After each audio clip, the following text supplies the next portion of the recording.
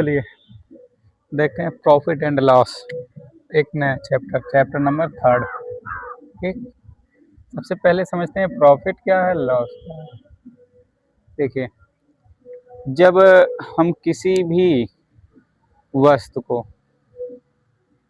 किसी सामान को हम खरीद करके लेके आते हैं दुकान से, ठीक, मान के चलिए हमने कोई सामान लेकर, मान के चलिए मार्कर हम जो है लेकर के आए 20 रुपीज़ का, ठीक है, और हमें इसे बेचने की आवश्यकता पड़ गई। ठीक, अब हम इसको बेच रहे हैं 25 में, 25 में हम बेच रहे हैं। तो बहुत से लोगों ने कहा कि ये हम 25 में नहीं लेंगे, 15 रुपीज़ का दो तो 15 रुपीज़ का ले लेंगे। तो हमें जो है इसे 25 में ना बेच करके कितने में 15 रुपीज़ में बेचना पड़ा। तो हम ले करके आए कितना, 20 रुपीज़ में, और बेचना कितने का पड़ा हमें, 15 का। तो हम जितना लेकर के आए और जितना में बेचा, अगर हमने जो खरीद रेट है, मतलब जो हमने लेकर के आया जितने में इसको, ठीक, उससे ज़्यादा में अगर हमने बेचा है, जैसे 20 में लेके आए, अगर 25 में बेचा होता तो हमें क्या होता, प्रॉफिट मिलता। लेकिन हमने इसे कितने में सेल किया, 15 में।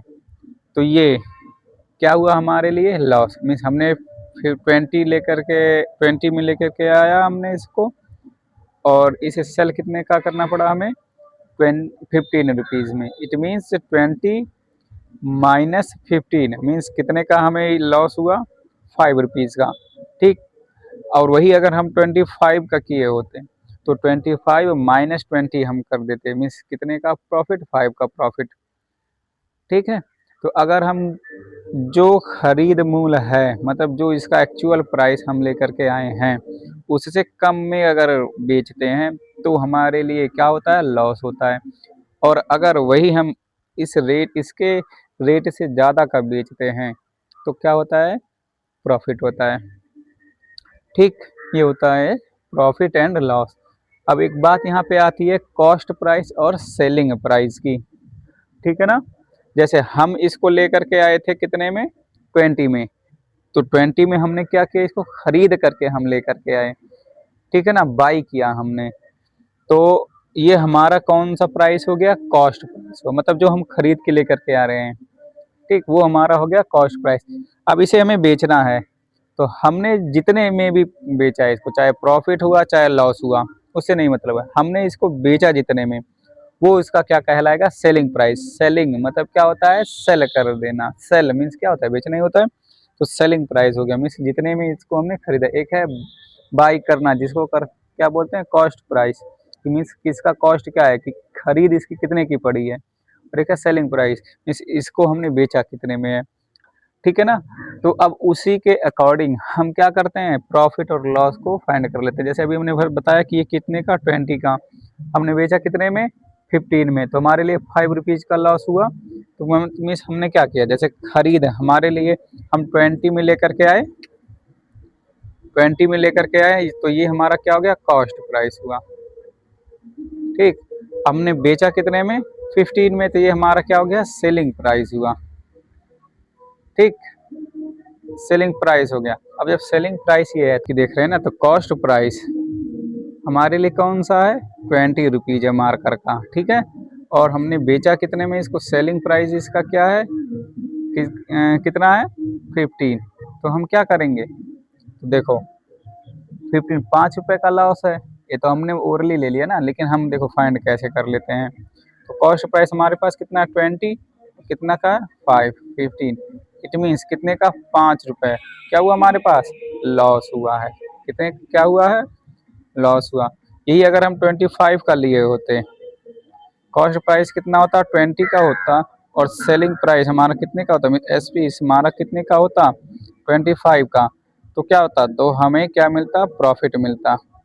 ठीक है, तो मीन्स क्या करते, 25 माइनस 20 कितना हो जाता, प्रॉफिट, माइनस कर देंगे 5 रुपीज़ का, क्या हुआ हमारे पास, प्रॉफिट हो गया। ठीक है ना।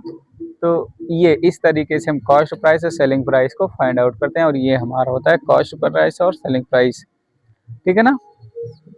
जैसे मार्केट से हम एक जो है फ्रूट वाला, मार्केट में एक फ्रूट वाला जो है फ्रूट्स लेकर के आता है, मान के चलिए 4 टाइप्स के फ्रूट्स लेके आया, मैंगो, बनाना, एप्पल और ग्रेप्स। ठीक है ना। चारों का अलग अलग प्राइस लेकर के आएगा। उसी में मान के चलिए कुछ जो है एक्चुअल रेट में बेचना पड़ गया, हालांकि बेचते तो नहीं है, लेकिन मान के चलिए वो अगर सेल नहीं हो रहा है तो उसे उसी रेट में ही बेचना पड़े या तो कम में बेचना पड़े उससे, तो वो क्या करेगा, लॉस में ही बेचेगा। और अगर प्रॉफिट सेलिंग हो रही है अच्छी खासी उसकी, तो वो क्या करेगा, फिर उससे ज़्यादा प्राइस में बेच रहा है तो मिस उसका क्या हो रहा है, प्रॉफिट हो रहा है। ठीक है। तो कुछ एग्जांपल्स हम यहाँ पे देखते हैं। जैसे हमारे पास जो कॉस्ट प्राइस है कितना 145 का है, और हमें सेल कितना किया 165 का, तो 165 का हमने किया, तो हमें क्या मिलेगा, जब हमारे पास कॉस्ट प्राइस इतना है, ठीक है, तो 145 165, ठीक है। तो अगर 145 की 145 का हमने खरीदा, ठीक है ना, और 165 का सेल किया, तो हमें क्या हुआ, प्रॉफिट हुआ या लॉस हुआ, प्रॉफिट होगा।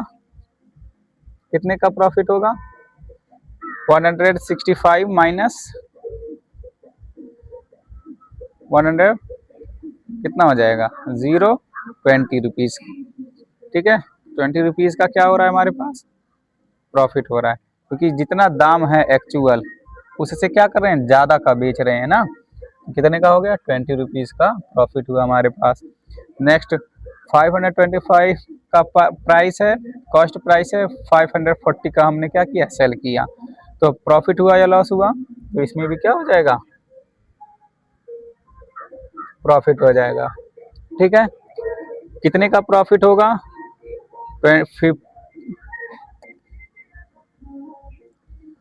540 माइनस 525 कितना हो जाएगा,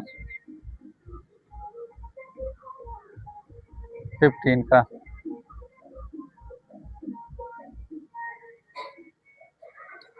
ठीक है ना।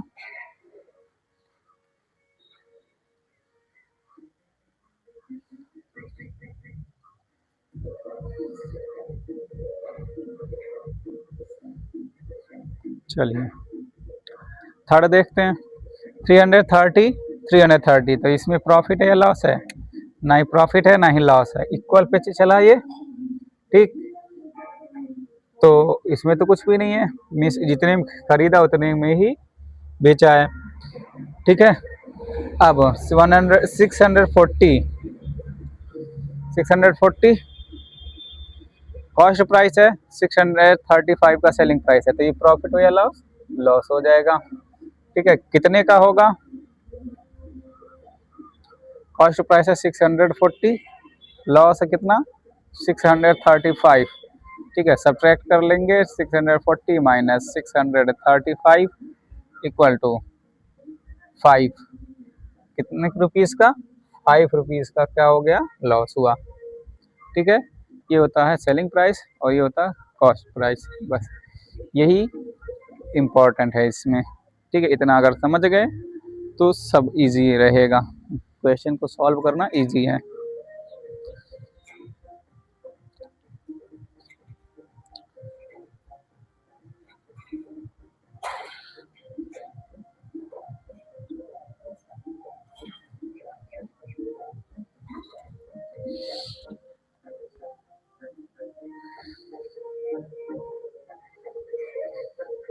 देखिए इस चैप्टर में इसके अलावा और कुछ नहीं है, हमें यही ध्यान में रखना है, कॉस्ट प्राइस और सेलिंग प्राइस। कॉस्ट प्राइस क्या है, हमारा जो एक्चुअल प्राइस है जितने में हम लेकर के आ रहे हैं सामान को। सेलिंग प्राइस क्या है, हम सामान को लेने के बाद जितने में बेच रहे हैं, ठीक है, इसको सेल कर रहे हैं, वो क्या है, हमारा सेलिंग प्राइस है। ठीक है। ये फार्मूला है उसको फाइंड आउट करने का। अगर मान के चलो फाइंड ये नहीं लर्न है, दिमाग में यही सेट करके चलना है, किस तरीके से, जैसे अगर हम इतने का हमने खरीदा है, ठीक है, और इतने में बेच रहे हैं, ठीक है, तो क्या करेंगे, आपस में दोनों को सब्ट्रैक्ट कर लेंगे। जो बिग वाला है उसको जो है पहले, और जो स्मॉल उसको उधर दूसरी साइड में करके क्या कर लेंगे, सब्ट्रैक्ट कर लेंगे। ये ट्रिक है वो इस तरीके से, लेकिन इस तरीके से करना नहीं है। जो एकदम नहीं समझ पा रहे हैं ये उनके लिए है। हालांकि करना किस तरीके से, हमको ध्यान में देख करके कि कॉस्ट प्राइस क्या है, सेलिंग प्राइस क्या है, ठीक है ना, उसके अकॉर्डिंग हमको फाइंड कर लेना है कि प्रॉफिट हो रहा है या लॉस हो रहा है, या जो है इक्वल में चल रहा है, ठीक है। उसके अकॉर्डिंग हम फाइंड आउट करने के बाद जो है अमाउंट उसका फाइंड आउट कर लेते हैं कि कितना है, ठीक है ना। अब वो जो क्वेश्चन बनेगा उसमें कहीं कहीं पे कॉस्ट प्राइस सेलिंग प्राइस के फॉर्म में दिया रहेगा, ठीक है ना, या प्रॉफिट एंड लॉस के फॉर्म में दिया रहेगा। तो अब जो जिस तरीके से रहेगा उस तरीके से हमें सॉल्व करना रहेगा, ठीक है ना। अब बुक से देख करके एक्सरसाइज को सॉल्व किया जाता है, ठीक है ना। तो ये इतना ही है इस चैप्टर में।